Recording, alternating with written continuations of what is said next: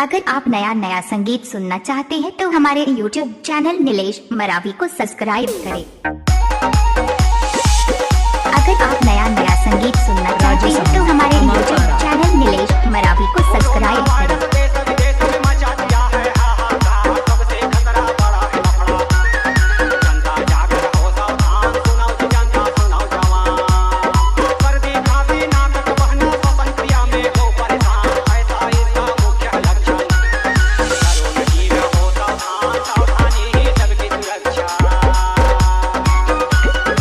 Mixed by DJ Nilesh।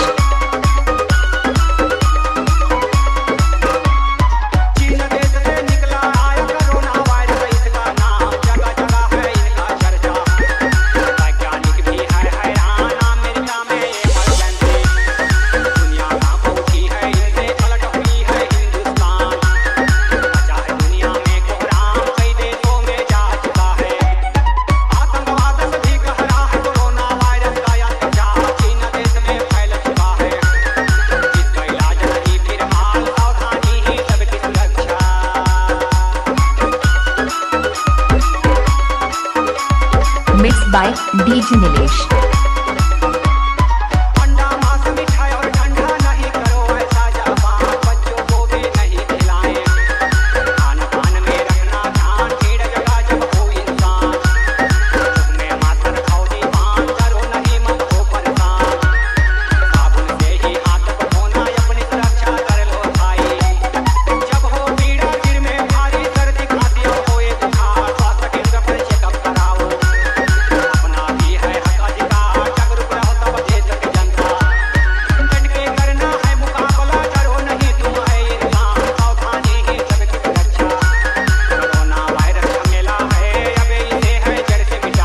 Mixed by DJ Nilesh।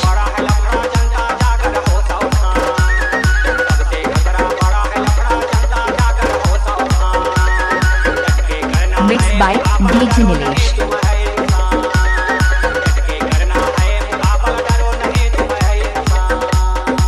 Mixed by DJ Nilesh।